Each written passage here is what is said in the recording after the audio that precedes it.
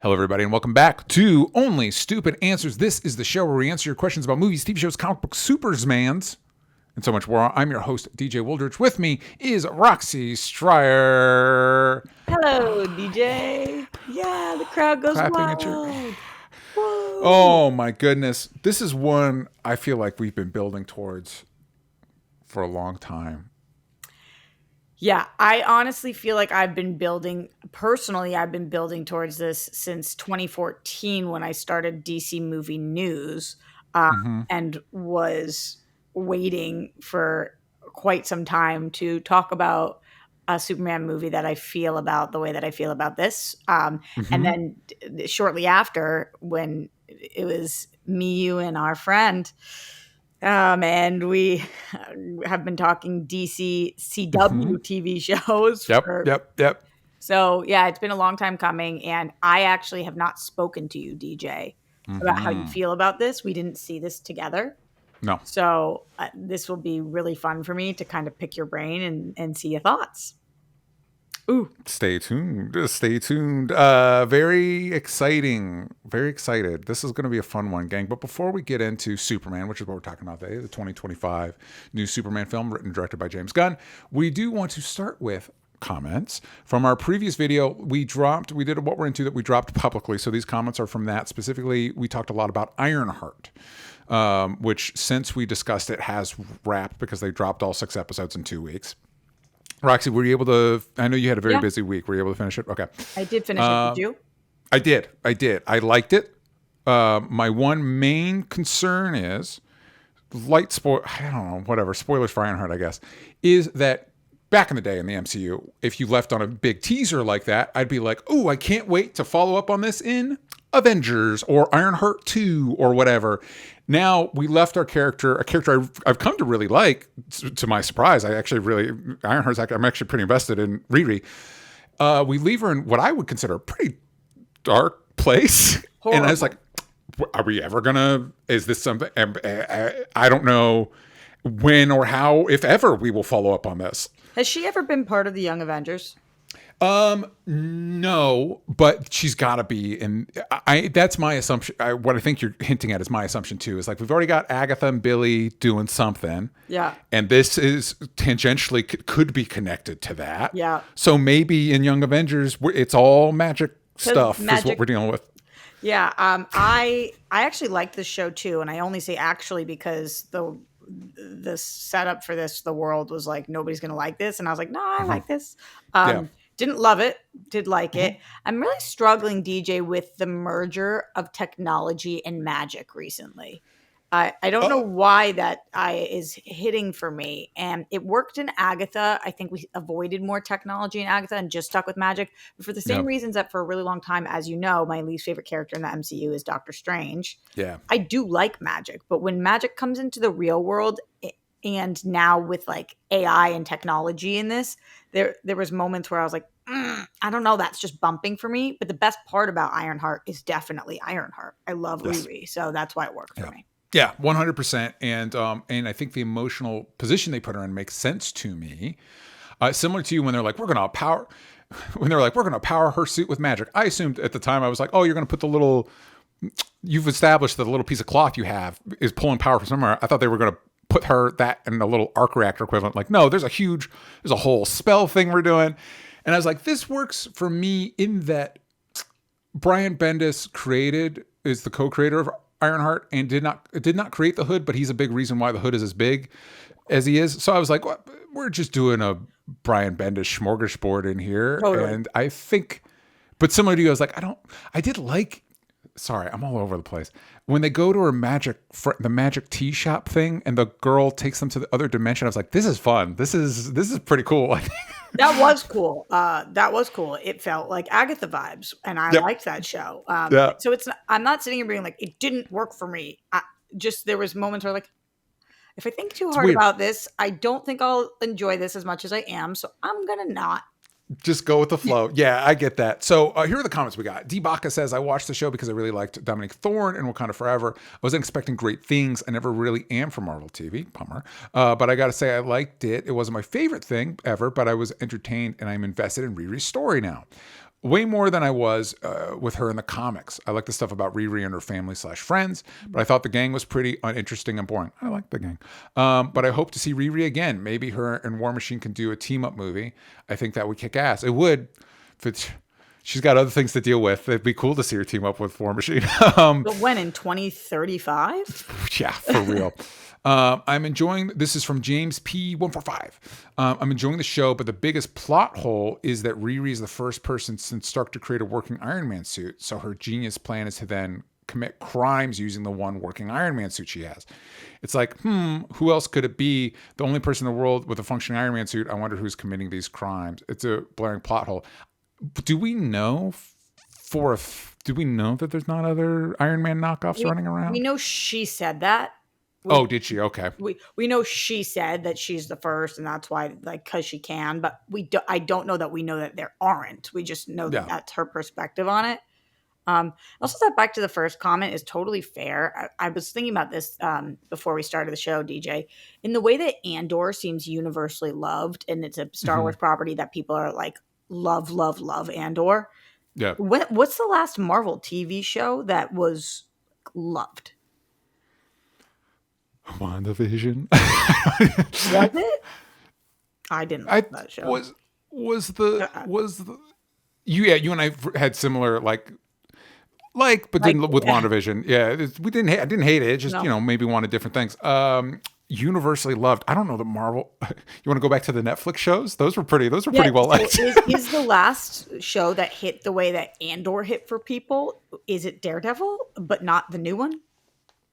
Maybe, which is not great. That's not great for them. That's not great for them. That there's not like a most people feel the best Marvel show, Disney Plus show is blank. That's because I really don't know what it is. Let us know in the comments what you think the best Marvel Disney show is, because I want to say new Daredevil, but I actually think the numbers on that were pretty weak, actually, which is a bummer. I was talking to Mike Kalinowski yesterday, and he said I couldn't even finish it. I was like, oh. What? That's man, I don't know anymore. Do you ever feel that way, Roxy? Like, wow, I just don't know anymore. All the time. Yeah. Like, when people said to me, what's the Rotten Tomatoes score going to be for Superman? I was like, I can't judge people anymore. I have no idea. Know. You ask me what I think about it, sure. But when I saw, and we will talk about this, that it has an audience score of 95% on Rotten Tomatoes, I was like, oh my God. Mm-hmm. The Good internet told me otherwise. Yeah, the internet was saying that maybe they haven't gotten to it yet. We'll see. Peace Marquis says, I love the dynamic between the characters. The family style is super relatable, especially her best friend. But most of all, I loved how unapologetically black this show is. And it just sucks it was released at one of the worst times. I think he's commenting on what you were mentioning, where you had just seen Superman. And, there was just all this. It was a very packed media landscape. And I loved Natalie. I loved Natalie. I thought she was awesome. I really liked that actress from watching her on other TV shows. This Is Us is the one that I know her from the most, but their dynamic's my favorite part of the show. I love friendship shows. Yeah.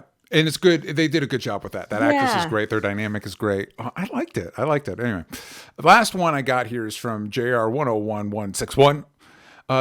So this is my comment, because she mentioned it was wind powered, and I'm like, explain that.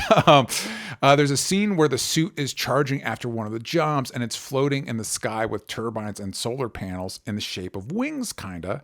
I replied, there is? How did I miss that? Also, how is that energy efficient?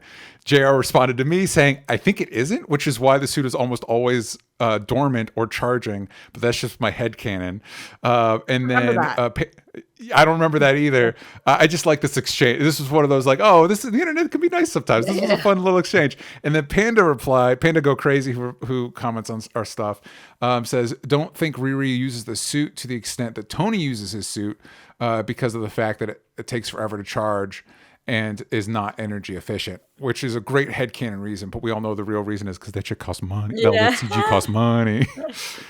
Got to learn those lessons from She-Hulk. They cost money. That was like when they would get rid of Grodd for half a season, and it'd be like, but where is he? And it's like, Grodd, tired, sleep. Yeah, he's recharging. He's whatever. All righty. As always, before we get into it, you can, as of right now, the pre-order store is still open for dangerboycomic.com. We're nearing the finish line, though. I think the colors are done for the first half. Letters are done for the book. It's getting so close. It's going to go off to the printer soon. So if you missed my Kickstarter and want to pre-order the comic, go to dangerboycomic.com and click the pre-order store link. And as always, we want to shout out a local charity. I'm doing a charity month, as we've talked about before. Things are tough out there. So we want to do what we can over here in this house to try and support those around us. This month's charity is Scope LA. The Strategic Concepts in Organizing and Policy Education, or SCOPE, builds grassroots power to create social and economic justice for low-income immigrant, woman, femme, Black, and brown communities in Los Angeles. To do this, SCOPE organizes communities, develops leaders, collaborates through strategic alliances, builds capacity through training programs, and educates South LA's residents to have an active role in shaping policies that affect the quality of life in the region.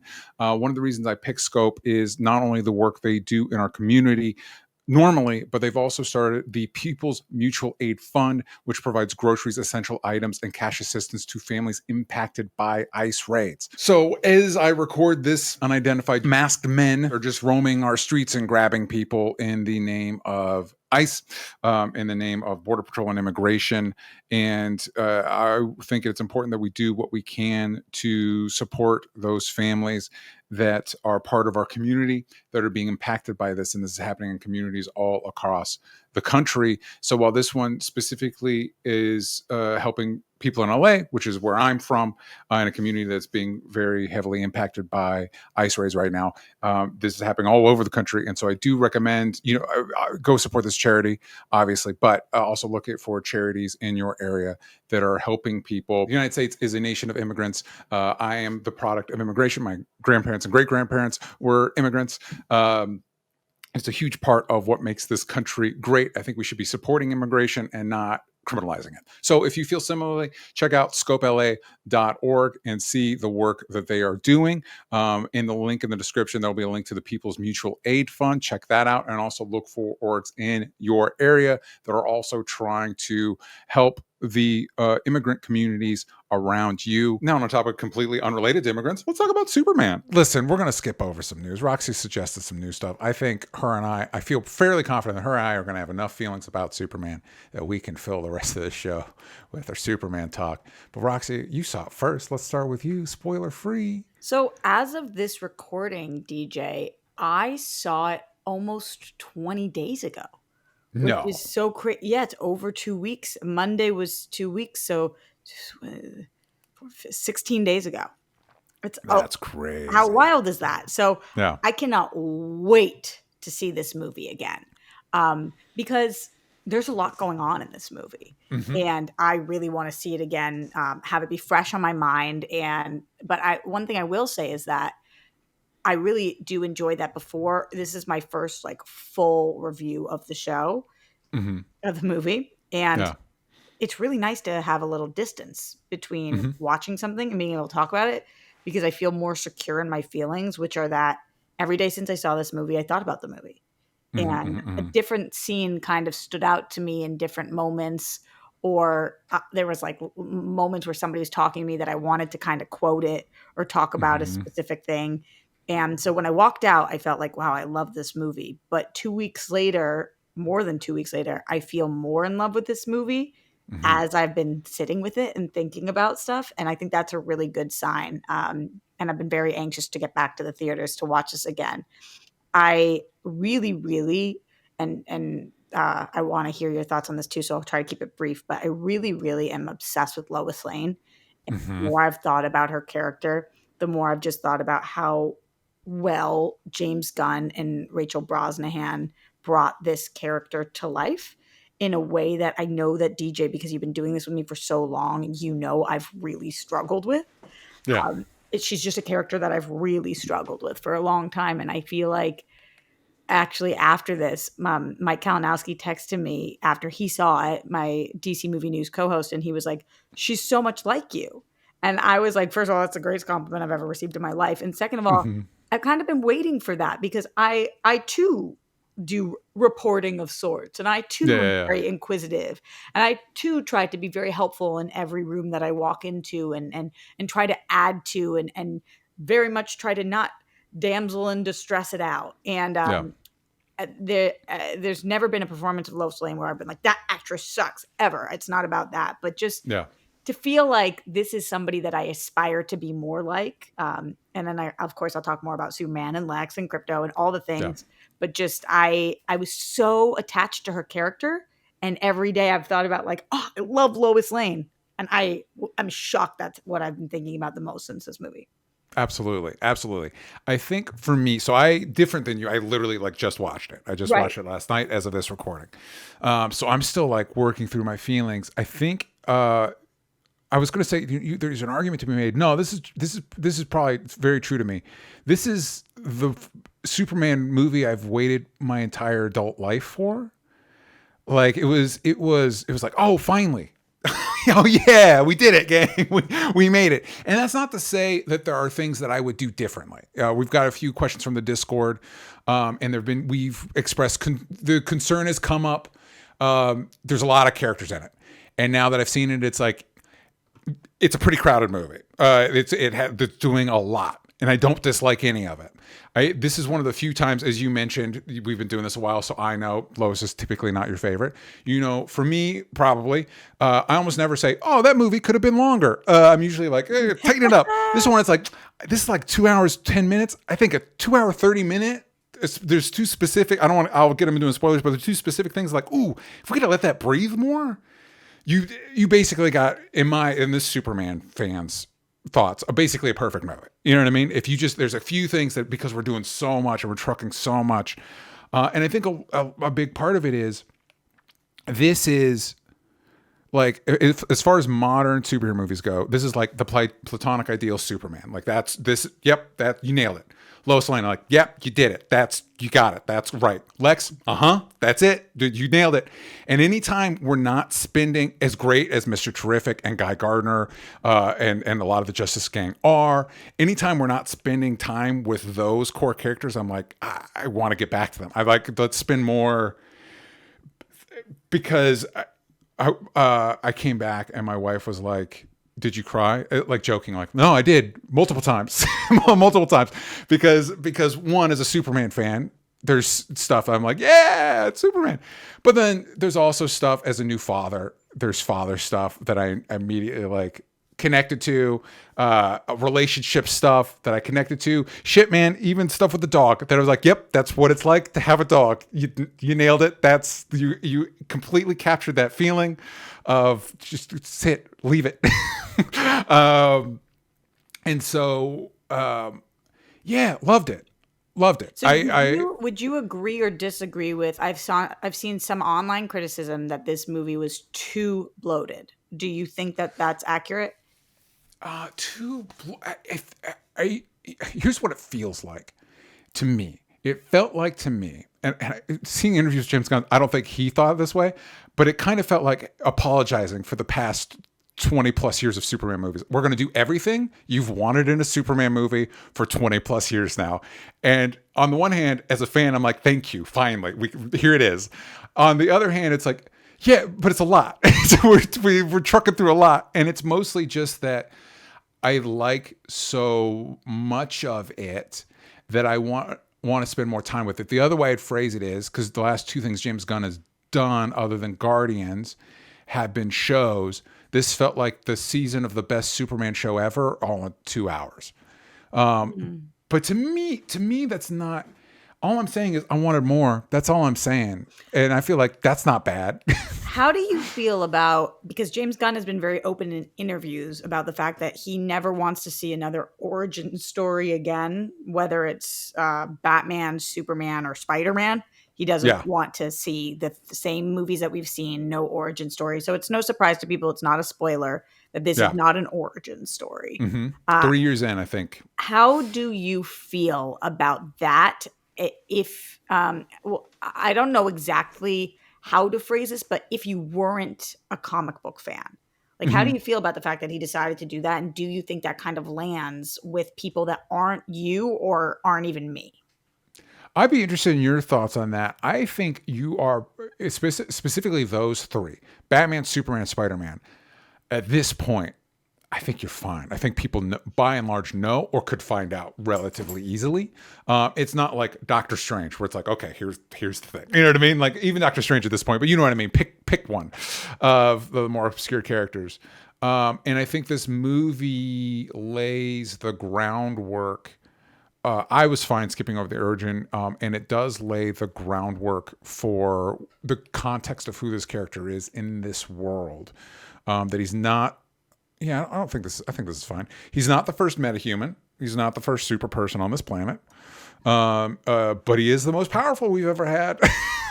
And so it does a thing of like, hey, other things happened before this. Maybe we'll get into Justice Society. Who's to say? But he's still the center of this universe. As far as the story we're telling, he is the core. I think what you just asked connected to a Discord question, and I want to touch on it.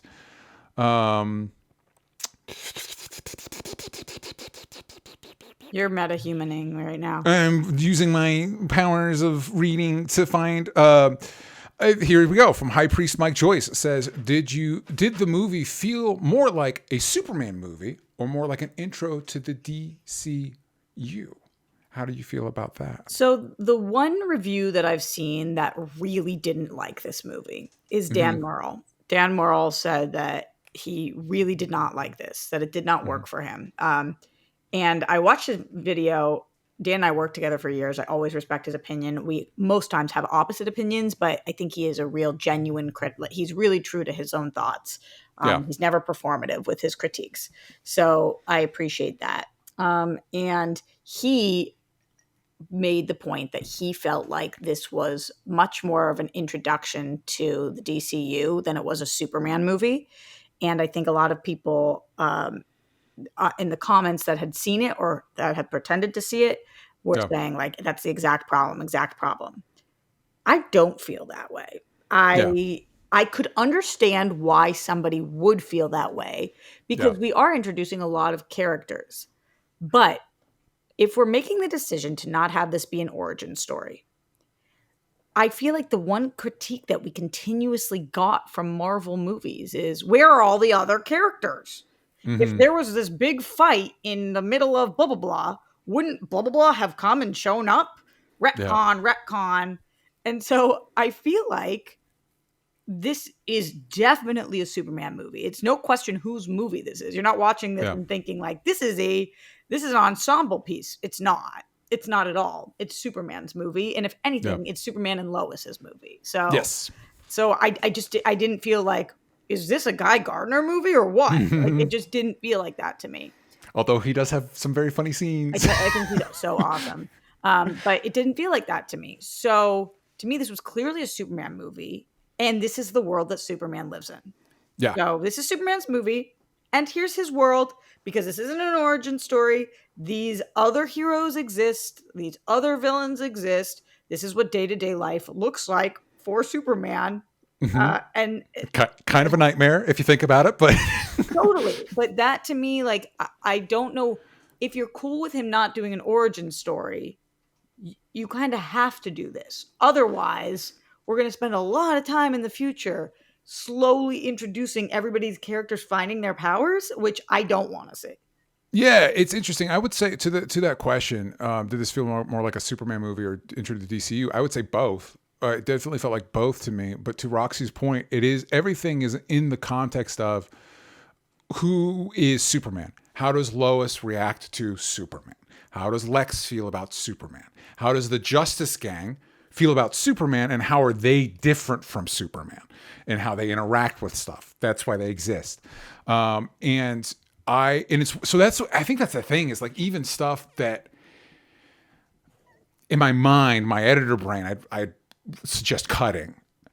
It's never stuff that cut it because it's bad. I actually like it. I like the stuff with the Justice Gang and and I like Mr. Terrific's not a character I care about. It's like, Mr. Terrific's pretty cool in this movie. But it is all within service of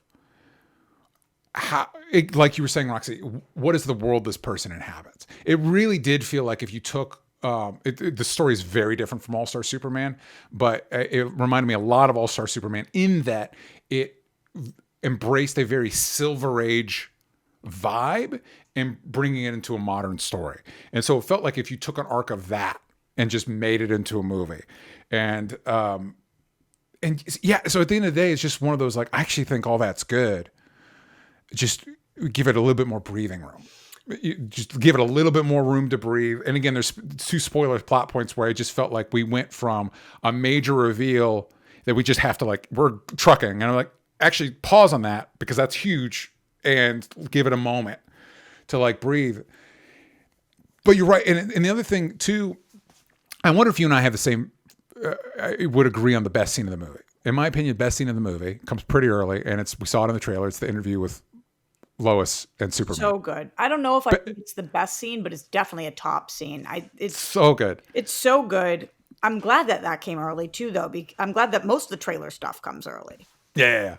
But it's so good. It's so clear about who she is and who he is and what makes them tick and what their boundaries are and how they handle conflict, how they handle each other. Like, I just think that was brilliant. We've never seen I watched Superman and Lois.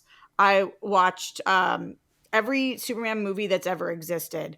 I watched the Terry Hatcher show. That's what I refer to it as. Yeah. New Adventures of Superman and Lois? You guys can let me know I have seen at least episodes of any animated show that Superman has been on. Yeah. I've never seen a scene like this with the two of them where she does this. That's cool.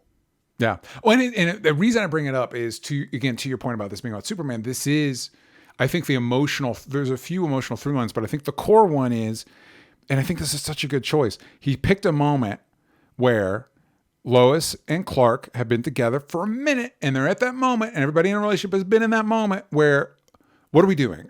Are we at a moment where we're going to, like, commit, or are we going to split? Like, where are we in navigating that?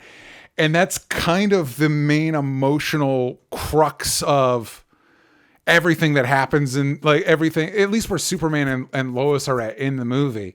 And it's all that stuff. All that stuff I thought was such a good, because I believe it is Grant Morrison has a quote about Superman that I don't have memorized, but it is something along the lines. How dare you not have it memorized? I know. Well, Grant Morrison's one of my favorite writers, and I did a post today that has one of my favorite quotes from theirs. I saw that.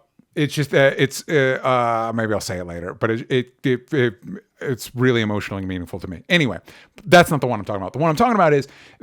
They were like, my in with Superman is basically like, Superman has the same problems as everybody else. It's just their huge Superman scale, their super scale.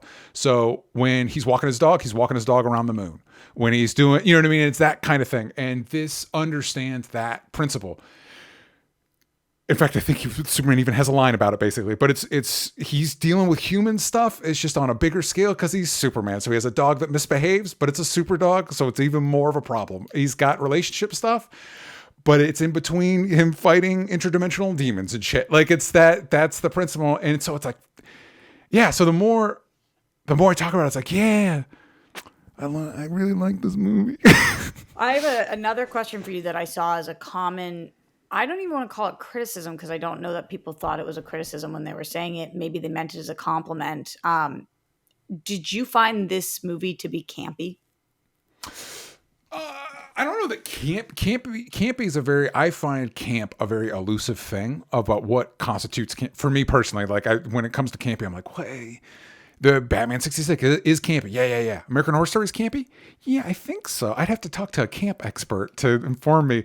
I would describe it as very Silver Age. It feels to me, and I'm interested to know your thoughts. It felt to me like the Snyderverse, or the DCEU, whatever you want to call it, its instinct to distinguish itself from Marvel was, we're darker and grittier.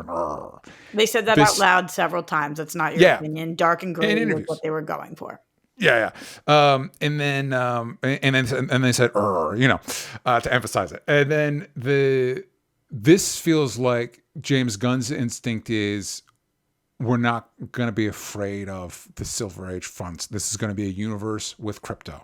this is going to be a universe where Superman is having meaningful conversations with his girlfriend while other characters are fighting interdimensional monster in the background. Like, that's the world we live in. And we're not going to avoid that. And so I could see how for some people, especially if you're a diehard, there will be a lot of people that liked the Zack Snyder movies that will like this movie. There'll be some diehards that hate it. And I understand. I don't care. For me, this felt it's very different.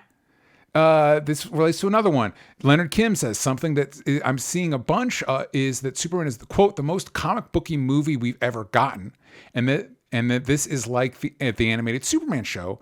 Do you agree? And if so, could you elaborate? This has me a tad concerned. I don't agree. You don't? So elaborate on that. I don't agree. So I asked you the campy question because people have been saying that this movie is like the Saturday morning cartoons and is campy. And yeah. I didn't feel that tonally at all. Yeah. At all. I just read All-Star Superman, reread, and was very excited to do so because James Gunn continues to say that was his like number one inspiration for this. And you can kind of understand where that comment's coming from. It's not as much story-wise as much as vibes. Yeah. Just the vibes. Just vibe. Yeah. And that's cool. But when people say Saturday morning cartoons, campy, I didn't get that at all because I felt like the stakes were a lot higher. Specifically one scene that when I think about how like this movie's light and breezy, except for one moment that's brutal. There was kind of a few moments like that for me. Yeah. And I know that I don't want to say you had an issue with the pacing overall, but you have mentioned that you wish that some parts breathed a little more. Yeah. I didn't feel that way because I felt like this was really putting us in a Superman perspective of the hits keep coming. You have to keep moving. And when we had heard that initially that this movie was broken up into a days of the week structure. Yeah, which I kind of wish they kept. That makes sense to me because we kind of see that without seeing it. Yeah, without them delineating it, but you can feel it. And I'm like, I actually think that would make parts of this make more sense. Yeah, and I think that might have, instead of letting it breathe, like just distinguishing, might have done what you're looking for, and I think would have been cool for me too. But when people are saying the other thing, Saturday morning cartoons and campy, the stakes were higher for me. And there's nothing wrong with campy or Saturday morning cartoon. This just wasn't that to me. It didn't feel, that wasn't the vibe. That wasn't the energy. That wasn't the characters. I believe this is a PG-13 movie. So it also, I kind of think that, especially because this isn't an origin story and there are some darker moments, even though I wouldn't call this dark and gritty, I would call it lighter and brighter. Yeah. This isn't for kids. This isn't for children. Yeah. What age even, DJ, as a parent, I know that you're newer to this gig, but you're more equipped than I am. My friends have been asking me, can they take their kids? And I'm like, I wonder what age I would feel comfortable taking my child to this movie.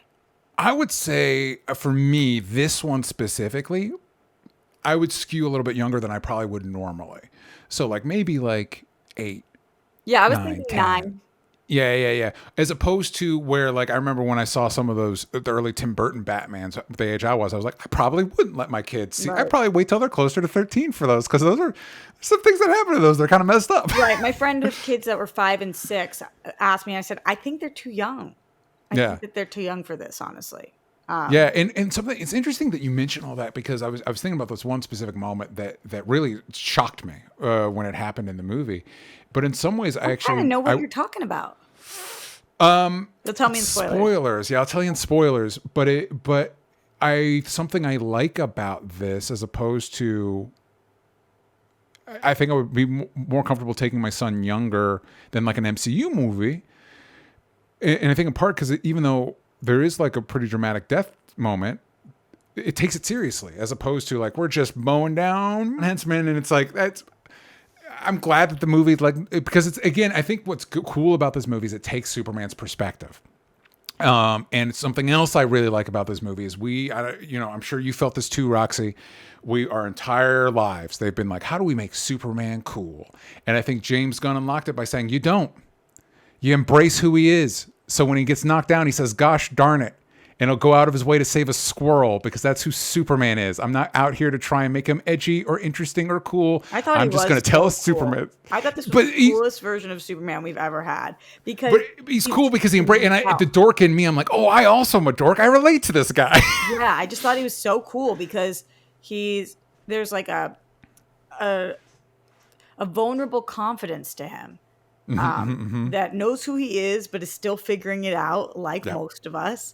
Yep. And, spoilers on specific lines that I won't give, that they kind of talk about this, about who he is and if he's cool or not. But yeah, I love that. Also, like, seeing how people look at him, and when you're cool, what do they say? Not in this movie, in life, lions don't care about the opinions of sheep. Like, everybody's got an opinion on him. Everybody. Yeah. I mean, every character has an opinion on him. Some high, some low, but they're all talking about him. And I think that makes him pretty cool. Do you think, non-spoiler consensus, we like go see? Are you ready to move to spoilers? Yeah. Do you feel like we've covered the non? So moving to spoilers, spoiler time, baby. If you haven't seen the movie, what are you doing? Go see it. Don't let us spoil it for you.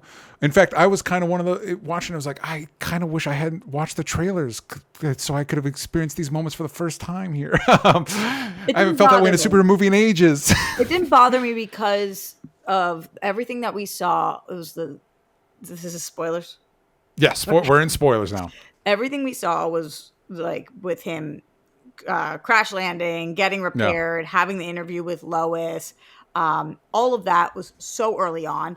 And the other stuff with the little kid with the flag and him saving that one girl, those were just split moments. So I felt like this trailer did a great job of not spoiling this movie for me.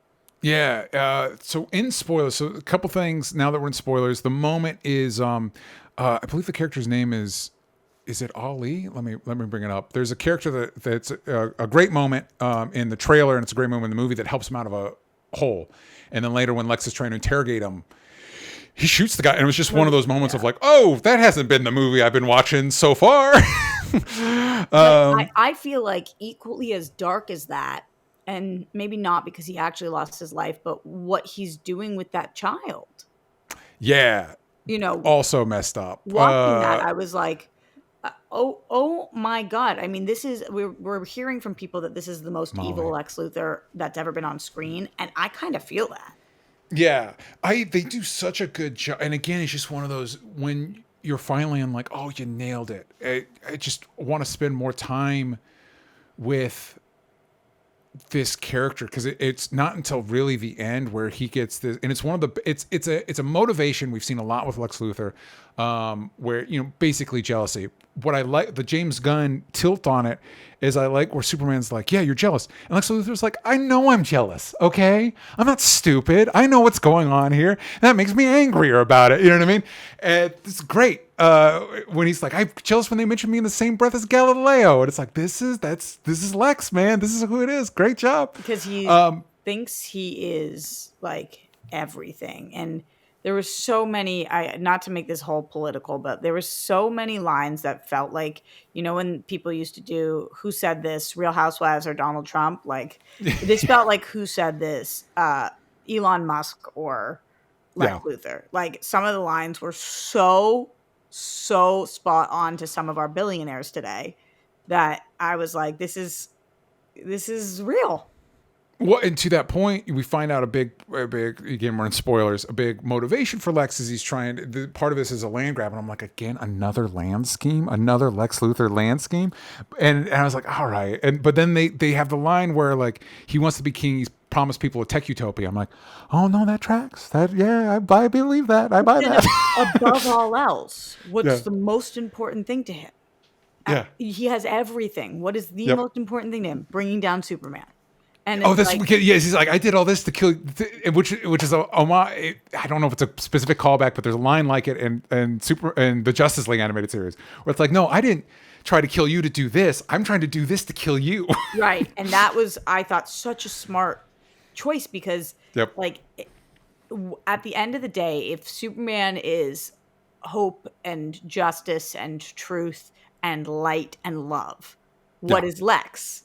Vengeance and Greed. jealousy and greed. And so it's not just about getting more power. He has all the power he could want. He has all the land he could possibly want. Everything. He has all the money. It's about making other people's lives worse. Yeah. Because he can't make his any better. So Yeah. I thought that was so smart. I agree with you. The Rachel Brosnahan scene with the journalist scene was amazing. The other two scenes that really stood out to me throughout the last couple of weeks as I've been thinking about it is the Pa Kent scene. Oh yeah, great. Yeah. I also was in tears. Again, any shortcut to DJ's emotions right now? Any parent stuff? You're in. You're in. A parent being proud of a child. And towards the end with Superman's monologue to Lex, which I felt like was so earned by that point because Superman really hadn't been monologuing up until that point. Superman had kind of been like responding, dialoguing, one lines, and this was like this is what matters to me. This is my stance. What the heck, Lex? And even when Krpyto starts tossing Lex and Superman's like, enough. Because no, stop it. Superman's not doing this to hurt Lex. Yeah. Superman couldn't care less about hurting Lex. It's not on his radar. He wants to help people, and Lex is preventing that. So he has to stop Lex, but he's not trying to hurt Lex. He's not trying to hurt anybody. So I just thought that was another brilliant scene. Just brilliant scene. Brilliant scene. I also love the scene, just as I'm naming things that I loved about this movie, because this kind of subverted my expectations, where everybody in, what was the name of the country that we were trying to save? They're both fictional, and I kind of right. I know what you're talking about. They're left all my brain. waving their Superman, whatever, and then when it's not Superman that shows up, and that's almost even, I know Superman couldn't be there, but it also still was almost like a gift that Superman was giving these lesser known heroes to be the stars of the show for a second.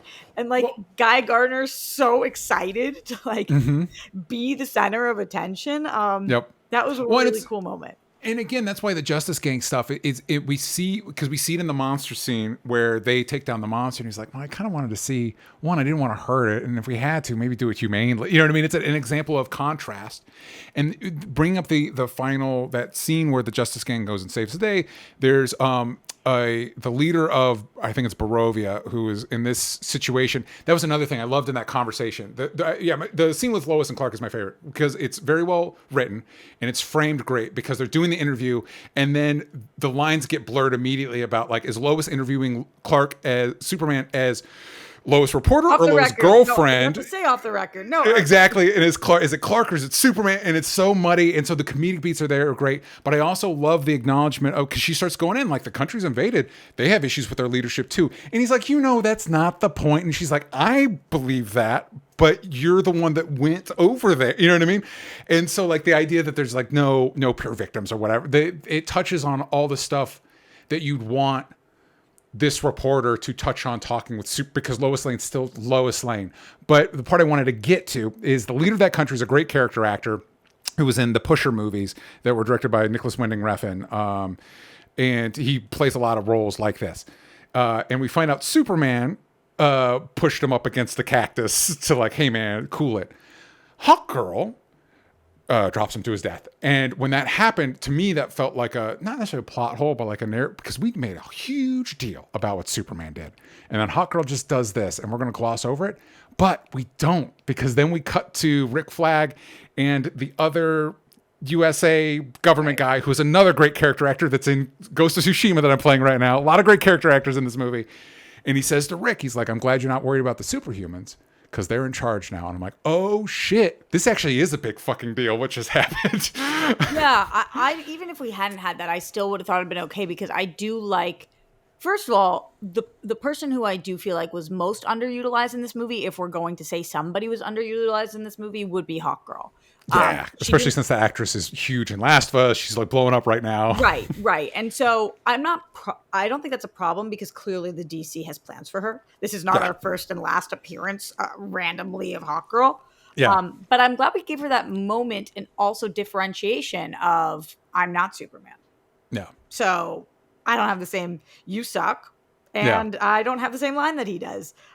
It felt very distinguishing for her, and made me kind of excited for like. So she is willing to take matters into her own hands and be judge, jury, and executioner. And that I'm not saying that's right, but that is some people, and that's our Hawkgirl here. So as long as they stick with that in the future and don't walk that back. Which I do think would be a problem because if she's like, oh, that was a one-time thing. I usually don't do that. Doesn't make any sense. If this is who you are as a hero, because you've been heroing, then now I got to see you be doing this. So I'd be excited. I'd be excited, honestly, for a Hawkgirl movie.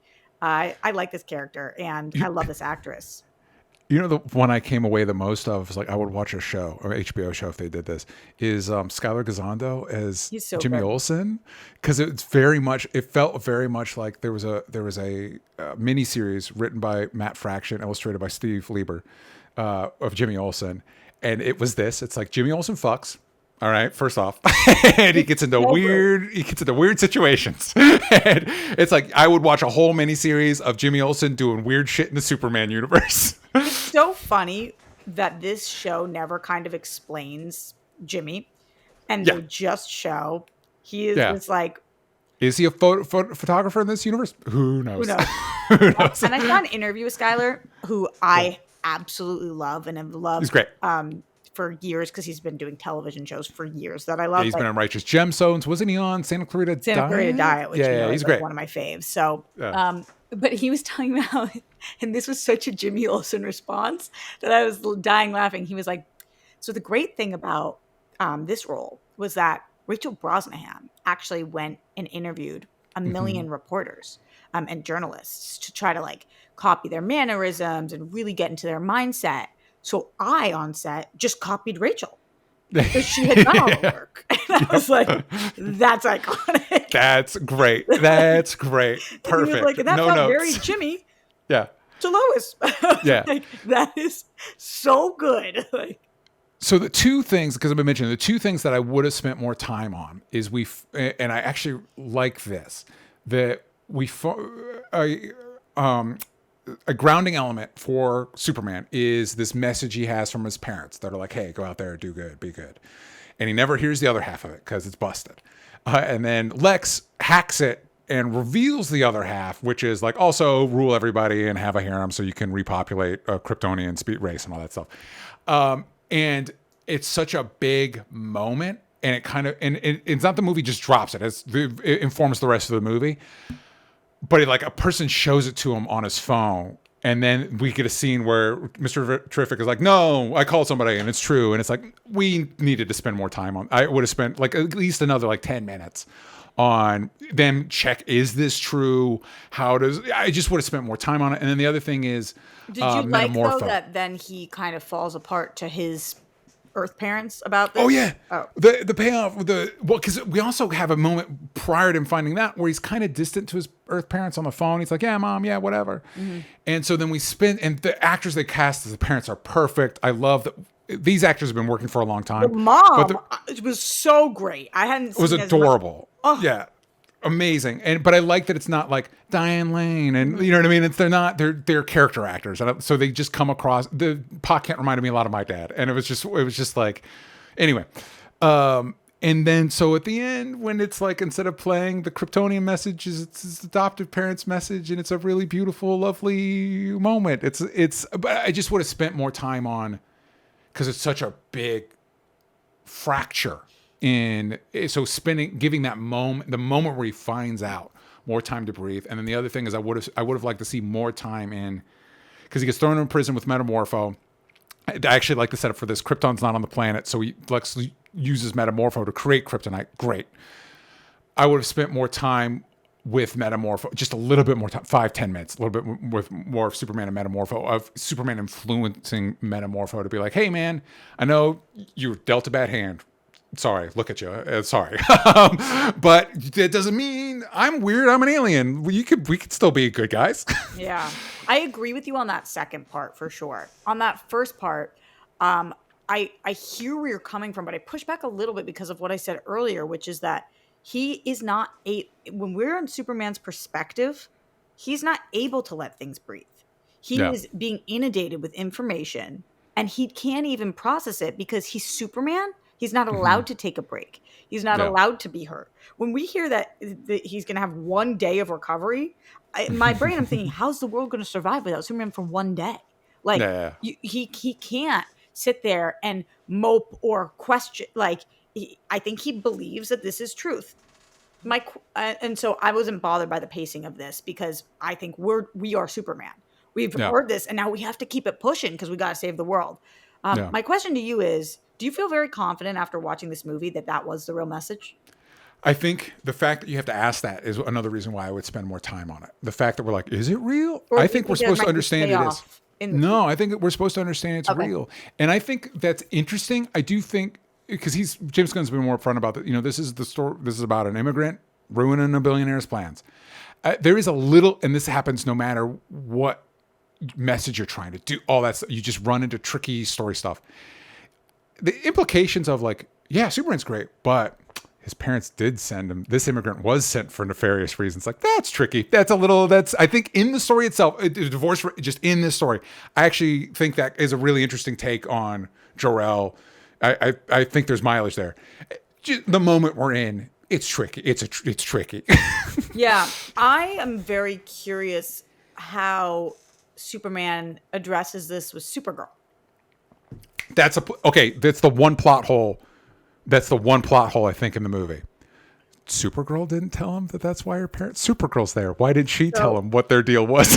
and also, is this why she's partying so much? Like, does she have this dark secret that she's been holding, or is that I did like that scene though, or is that fun girl vibes? Like, I'm very curious about their dynamic. I think that in this, she's kind of like butt of the joke a little bit, which totally is funny and works. But I would love to see more about their dynamic. And did she know, or is the timeline here a little bit different? Was she unaware of that? And then we would kind of need to, I know that no origin stories from James Gunn, but I kind of need a little bit of one for her.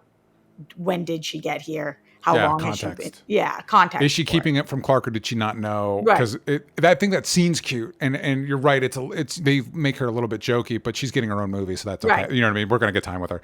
I'm glad she was in it. Me too. And I like that the explanation is like, no, Krypto's her dog. That's Superman's just watching him while she's gone, and I love this reaction. Why he's such a bad dog? Like, he was banging her head. I mean, that was so funny. Yep.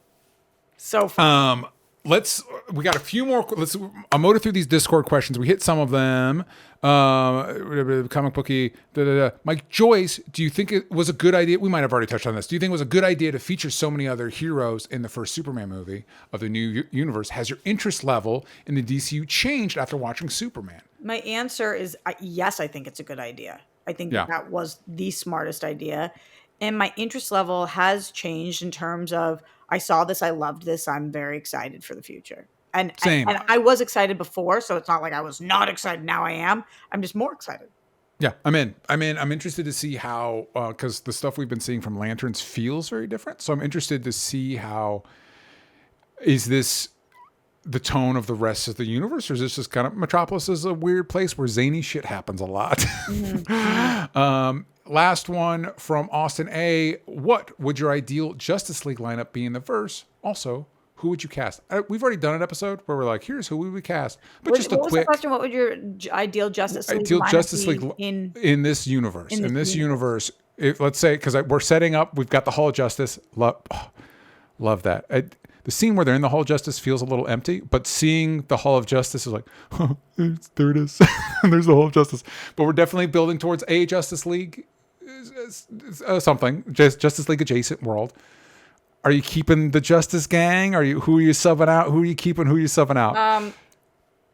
Well, I mean, there's like the basic answers of who is in your Justice League. I guess it would be Superman, Batman, Wonder Woman. Get a Flash in there. Yeah, Flash. Which pick one of them Green Lanterns. Yeah, like, do we go Guy? What's our deal with Hawkgirl? Is she going to be in it too? Which I think yes. Yeah. So that's like a very basic answer. I think you keep the Justice League animated series lineup, which was Superman, Batman, Wonder Woman, Flash, Jon Stewart, Green Lantern. I like that actor that they cast for Jon Stewart. Get him in there. Hawkgirl is in it. I think you replace Martian Manhunter with Mr. Terrific because he's a big part of this movie. And a fan favorite. And a fan favorite. And then maybe you put in Jaime Reyes, Blue Beetle, because that actor is still part of they're getting an animated series that's still part of the whole thing. What so about maybe put him what in. Flash? I pick Wally, but it could be Barry. Whatever. I think Wally. Why are we going to do Barry again? Yeah, do Wally. My pick I think we did this in the casting. My pick is Alden Ehrenreich. Get him to play Flash. Yeah. He fits the Wally I grew up with. And I think I know where you're coming from. He fits the Wally I grew up with. I hear you. Yeah. What am I watching that he's so good in? Oh, Ironheart. Yeah, I love him. He was so good. He should be a superhero. He's good. I like him a lot. He's quirky. He's quirky. I would. Watching this, I was like, yeah, the Batman doesn't fit in this universe. I'm like, or does it? Because I actually kind of like that Gotham feels that different than Metropolis. But that's a me thing. The last thing I will say, because I haven't had a chance to say it everywhere else, James Gunn did an interview where he said he's working on another thing. And they're like, is it a Superman sequel? He's like, is it a sequel? Maybe. Is it? I don't know. Wait, it's hard to say. And also, he's like, it was part of my initial pitch to Zaslav, but we haven't announced it because it'd be easy to rip off. And I'm like, what the fuck is he talking about? Because it's not Justice League, because we already got Avengers. What are you ripping off? I think he wrote a Legion of Superheroes. Oh my God. I think he wrote a Legion of Superheroes movie. I think that's because I was trying to think of like, what could it be that's Superman adjacent, but not. How would that be easy to rip off? To do a super team set in the future. Yeah, but rip off by who? Marvel. They could do one set in 2099. They could choose the original Guardians of the Galaxy. They would have to put the pedal to the metal. They have if they announced it, I mean, if it was a part of their initial announcement, they would have had time to. Yeah, I'm just saying. I was trying to think of like what he could be talking about that hasn't been done, and I was like, that is also Superman adjacent, but not Justice League. And I was like, Legion of Superheroes is my bet. Okay. Anyway. Roxy, final thoughts. Really love this movie. I walked out and I said, this is the greatest movie ever. That's a turn of phrase. I don't think this is the greatest movie ever. I think it is a really, really excellent movie. I'm loving seeing. I think it being at an 85 critics on the Rotten Tomatoes meter is exactly where it should be. That's super spot on. I'm glad that audiences are liking this so much because same. I agree. Cosign all that. Really liked it. I've been waiting for a good Superman, like a Superman movie. I could unapologetically say, yep, like it. Mm-hmm. This is why I like this character. I got it. Thank you, James Gunn. And let us know in the comments what you thought about the movie, what your favorite parts are. Who'd you like to see in the Justice League in this universe? And we will see you all next time. Bye-bye, everybody.